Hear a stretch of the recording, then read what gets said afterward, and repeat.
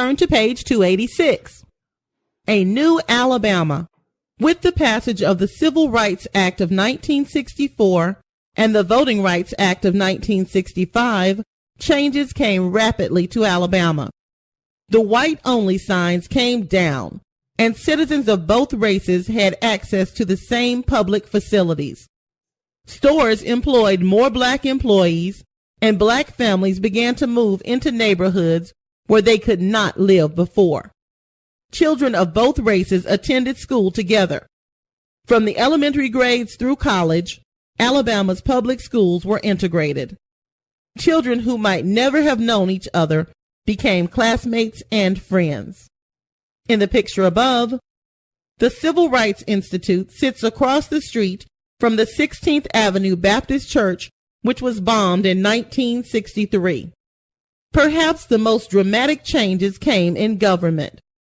When the Civil Rights Movement began, barely 10% of black Alabamians were registered to vote. With the passage of the Voting Rights Act, a registration campaign began. By 1970, nearly 65% of Alabama's African Americans were registered to vote. Because many of the laws and practices that kept black citizens from voting had also prevented many poor white people from voting, the number of white voters also increased. Not only did African Americans register and vote, they also ran for office.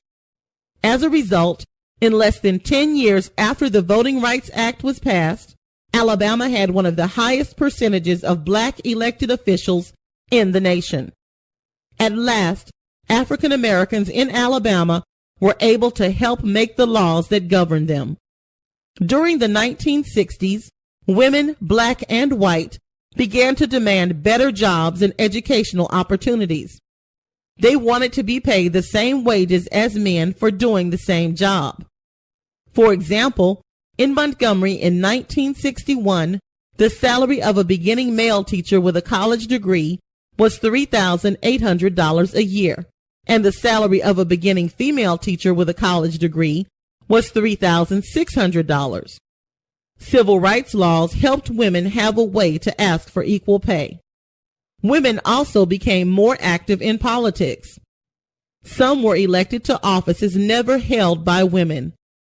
In 1966, Mrs. Lurleen Wallace, the wife of George Wallace, was elected governor of the state. She was an active, progressive governor for her short time in office. Tragically, she died of cancer in 1968. Shown in the picture on the left, Governor Lurleen Burns Wallace was from Tuscaloosa County. Shown in the picture above, this monument is dedicated to Mrs. Viola Liuzzo, a white civil rights worker who was killed near Selma in 1965. The civil rights movement had shown Americans that old customs and traditions could be changed. Other Americans who wanted change began to protest also. Many of these protesters were young people, baby boomers who were now college age. Because there were so many of them, and because they wanted to do things differently than their parents had done them, their fads and fashions were unique. Some of the boys let their hair grow long. Many of the girls stopped wearing makeup and began wearing long pants instead of dresses. Everyone wore blue jeans, especially bell-bottoms. Rock and roll was the music of the baby boomers, but young Alabamians also listened to country music and rhythm and blues, just as their parents had done. By the end of the 1960s, Alabama had weathered some tough times. The battles fought in Alabama brought about new laws and new understanding. Both affected the entire nation. Progress had been made, and African Americans, women, and other minorities had more opportunity and freedom than ever before. The times had also created many heroes, people who found the strength to stand up for what they believed in. Alabama still faced many challenges, but it could be proud of what it had accomplished.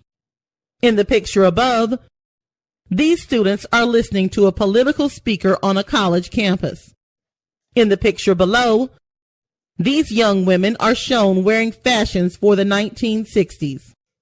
On page 289, in the picture above, the Civil Rights Memorial in Montgomery lists the names of all those who lost their lives in the struggle to gain civil rights.